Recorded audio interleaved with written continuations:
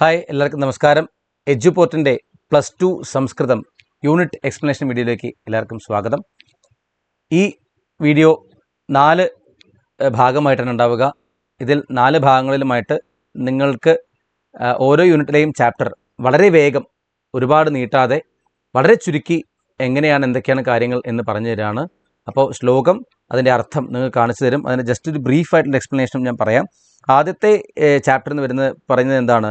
ഗീതഗോവിന്ദം എന്ന ജഗന്നാഥ കവി എഴുതിയിട്ടുള്ള എന്താ പറയുക, ഗീതഗോവിന്ദത്തിലെ ഒരു ഭാഗമാണ്. അപ്പോൾ ആദ്യത്തെ ശ്ലോകം: ആവാസോ വിപിനായതേ പ്രിയസഖി മാലാപി ജാലായതേ താപോപി ശ്വസിതേന ദാവദഹന ജ്വാലാ കലാപായത്തെ സാപിത്വദ്വിരഹേണ ഹന്തഹരിണീരൂപായത്തെ ഹാ കഥം കന്ദർപ്പോപി യമായത്തെ വിരജയൻ ഛാർദൂല വിക്രീഡിതം എന്നാണ് ഇതിൽ ആദ്യത്തെ ശ്ലോകമായിട്ട് വരുന്നത്.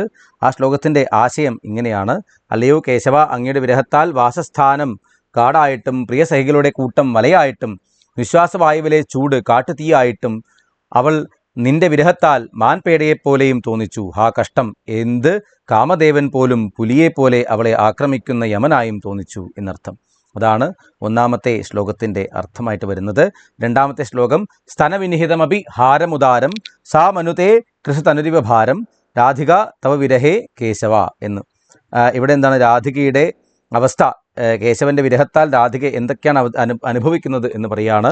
കൃഷ്ണനുമായുള്ള വിരഹത്താൽ കൃശഗാത്രയായ രാധികയ്ക്ക് സഖിമാരാൽ നിർബന്ധപൂർവം മാരടത്തിൽ അണിയിക്കപ്പെട്ട മാല പോലും അത്യധികം ഭാരമുള്ളതായിട്ടാണ് അവൾ കാണുന്നത്, അവൾ സങ്കല്പിക്കുന്നതെന്നർത്ഥം. സരസമസൃണമപി മലയജ പങ്കം പശ്യതി വിഷമിവ വപുഷി സശങ്കം. എന്താണ്? അല്ലയോ കേശവ, ആ രാധിക അങ്ങയുടെ വിരഹത്താൽ ഉഷ്ണ നിവാരണത്തിനായി ശരീരത്തിൽ ജലത്തിൽ കുഴച്ച് ചാലിച്ച് പുരട്ടിയ ചന്ദനം പോലും വിഷമെന്ന പോലെ ശങ്കയോട് നോക്കുന്നു. അതായത് ശരീരം ചൂടാവുമ്പോൾ അതിനെ തണുപ്പിക്കാൻ തേച്ച ശുദ്ധമായ ചന്ദനം, ആ ചന്ദനം പോലും എന്താണ് രാധയ്ക്ക് അങ്ങയുടെ വിരഹത്താൽ വിഷമായി തോന്നുകയാണ്. ശ്വസിത പവനമനുപമ പരിണാഹം മദനദഹനമിവ വഹതി സദാഹം എന്നാണ് അടുത്ത ശ്ലോകം പറയുന്നത്. ആ ശ്ലോകത്തിൽ എന്താ ആശയം പറയുന്നത്? കൃഷ്ണനുമായുള്ള വിരഹത്താൽ ആ രാധയ്ക്ക് അതുല്യമായ വ്യാപ്തിയോടു കൂടിയ അവളുടെ നിശ്വാസവായു കാമ അഗ്നി പോലെ ദാഹത്തോടു കൂടി തോന്നിക്കുന്നു എന്നർത്ഥം. എന്താണ്? കൃഷ്ണവിരഹത്തിൻ്റെ അത്രയും വലിയ പാരമ്യതയിലാണ് രാധ ഉള്ളത് എന്ന് പറയാണ്. ദിശി ദിശി കിരതി സജല കണജാലം നയന നളിനമിവ വികളിത നാളം. എന്താണ് ഇവിടെ ഈ കാവ്യത്തിൽ ഈ ശ്ലോകത്തിൽ എന്താ പറയുന്നത്? നോക്കാം ആശയം. ആ രാധയാകട്ടെ കണ്ണീരോടു കൂടിയ അവളുടെ താമരക്കണ്ണുകൾ തണ്ടൊടിഞ്ഞ താമരപ്പൂ പോലെ എല്ലാ ദിക്കിലും കൃഷ്ണനെ തിരയുന്നു എന്നർത്ഥം. എല്ലാ ഭാഗത്തും ഭഗവാൻ കൃഷ്ണനുണ്ടോ എന്ന് നോക്കുകയാണ്. നയന വിഷയമപി കിസലയതൽപ്പം കലയതി വിഹിത ഹുദാശന കൽപ്പം. ഇപ്പം എന്താണ് അടുത്ത ശ്ലോകത്തിൽ എന്താണ് അവിടെ അവസ്ഥ പറയുന്നത് രാധയുടെ? നോക്കാം.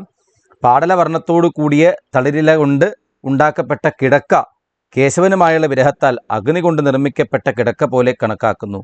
തളിരിലയ്ക്കും അഗ്നിക്കും ചുവപ്പ് നിറമാണ് ഉള്ളത് എന്ന് പറയുകയാണ്.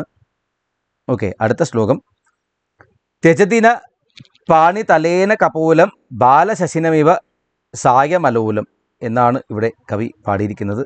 എന്താണെന്ന് നോക്കാം. ആ രാധ പകൽ എങ്ങനെയൊക്കെയോ കഴിച്ചുകൂട്ടി രാത്രിയെ എങ്ങനെ കഴിച്ചുകൂട്ടുമെന്നറിയാതെ കവിൾത്തടത്തിൽ കൈവച്ച് സന്ധ്യാസമയത്ത് ചിന്തിക്കുന്നു. സന്ധ്യാസമയം ജനിപ്പിക്കുന്നതാണ്, അതായത് സന്ധ്യാസമയം എന്താണ്? വിരഹത്തെ ജനിപ്പിക്കുന്നതാണ്.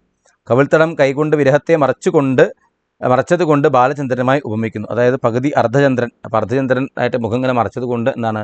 അർദ്ധചന്ദ്രനായിരിക്കുന്ന വിരഹത്തെ മറക്കിയാണ് എന്ന് തോന്നുമാറ് അർദ്ധചന്ദ്രനായിട്ട് ഇവിടെ പറഞ്ഞിരിക്കുകയാണ്. ഹരിരിതി ജപതി സകാമം വിരഹ വിഹിത മരണമേവ നികാമം മരണേവ ഹി കാമം. എന്താ പറഞ്ഞിരിക്കുന്നത്? മറ്റുള്ളവർ ആസന്ന മരണരായി വിഷ്ണുപദത്തെ പ്രാപിക്കുന്നതിന് വേണ്ടി ഹരിഹരി എന്ന് ജപിക്കുന്നു. രാധ എങ്ങനെയാണ്? വിരഹ ദുഃഖത്താൽ മരണാസന്നയെപ്പോലെ യഥേഷ്ടം ഹരിഹരി എന്ന് കാമലോലുപിയായി ജപിക്കുന്നു. വരും ജന്മത്തിലെങ്കിലും കൃഷ്ണനെ ഭർത്താവായി ലഭിക്കുന്നതിന് സാഭിലാഷം വിഷ്ണുനാമം ജപിക്കുന്നു. കാമത്തിൻ്റെ 10 അവസ്ഥകളിൽ 10ാമത്തെ അവസ്ഥയാണ് മരണം എന്നത്. അപ്പോൾ അങ്ങനെ അതാണ് ഈ പാഠം. അടുത്ത ഒരു ശ്ലോകം കൂടെ ഉണ്ട്. ശ്രീ ജയദേവ ഭണിതമിതം ഗീതം സുഖയതു കേശവ പദം ഉപനീതം. ഈ അഷ്ടപതിയുടെ എല്ലാ പദങ്ങളുടെയും അവസാനം ഇങ്ങനെയാണ് എഴുതിയ ജയദേവരാണെന്ന് പറയുന്നത്. ശ്രീ ജയദേവനാൽ വിരചിതവും മോക്ഷദായകവുമായ ഈ ഗീതം ശ്രോതാക്കളെയും ഗായകരെയും സുഖിപ്പിക്കട്ടെ, അവർക്ക് സുഖത്തെ ഉളവാക്കട്ടെ, നന്മ നൽകട്ടെ എന്ന് പറയാണ്. അടുത്തത് വ്രജഹരിതം എന്ന പാഠമാണ്. മഹാഭാരതത്തിലെ ഒരു കഥ, ആ കഥയെ ആസ്പദമാക്കിയിട്ടുള്ള പാഠഭാഗമാണ്. നിങ്ങൾക്കറിയാം, വൃക്ഷം, ആ വൃക്ഷത്തിൽ വസിക്കുന്ന കിളികൾ എന്താണ്, ആ കിളികൾ എന്താ പറയുക, വൃക്ഷം ഇപ്പോൾ ശോഷിച്ച അവസ്ഥയിൽ ഇരിക്കുകയാണ്. അപ്പം മറ്റെല്ലാ കിളികളും ആ വൃക്ഷത്തെ വിട്ടു പോകുന്നു. അപ്പം എന്താണ്, ഈ കിളി മാത്രം തൻ്റെ ആ കഥ മുഴുവൻ ഓർത്തെടുക്കുകയാണ്. എങ്ങനെയൊക്കെയായിരുന്നു ഈ വൃക്ഷം തങ്ങളെ പരിപാലിച്ചത്.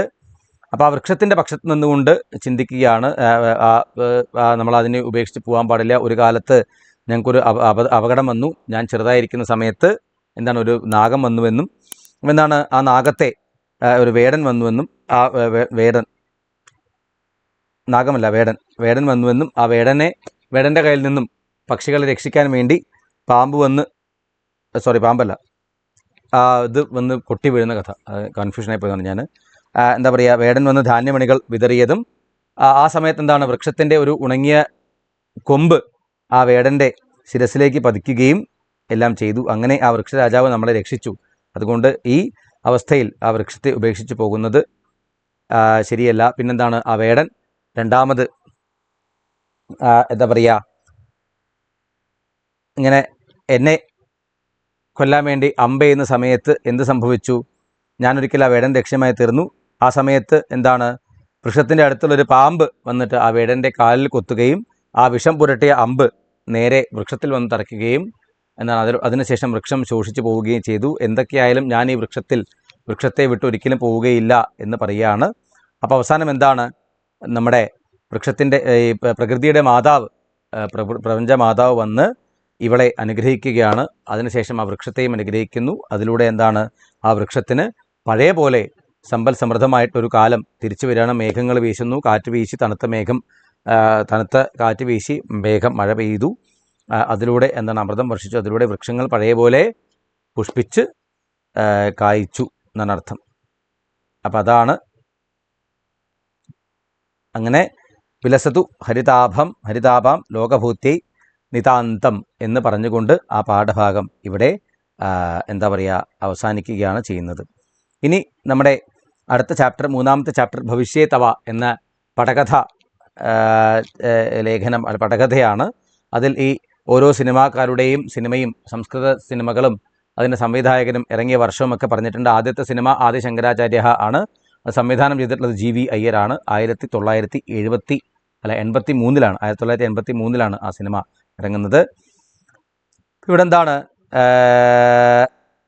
പുത്രോ രക്ഷതി എന്ന നിധീഷ് ഗോപിയുടെ ഒരു സിനിമ, അതിനെപ്പറ്റിയാണ് പടകഥ. ഭവിഷ്യേ തവ എന്നാണ് ഇതിൽ പടകഥ. അറിയാമല്ലോ, നിങ്ങൾക്ക് കഥയൊക്കെ അറിയാം.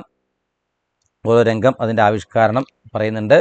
ആദ്യത്തെ സീൻ എന്താണ്, ഇവന് അമ്മയെ കൊണ്ടാക്കുകയാണ്, ഇവിടെ വൃദ്ധസദനത്തിലേക്ക് കൊണ്ടാക്കുകയാണ്. അപ്പോൾ അതിൻ്റെ ടെക്നിക്കലായിട്ടുള്ള കാര്യങ്ങളൊക്കെ ഇതിൽ പറയുന്നുണ്ട്. അപ്പോൾ അതിലെങ്ങനെയാണ് ഒരു പടകഥ എഴുതേണ്ടത് എന്ന് നിങ്ങൾക്ക് അറിയാലോ.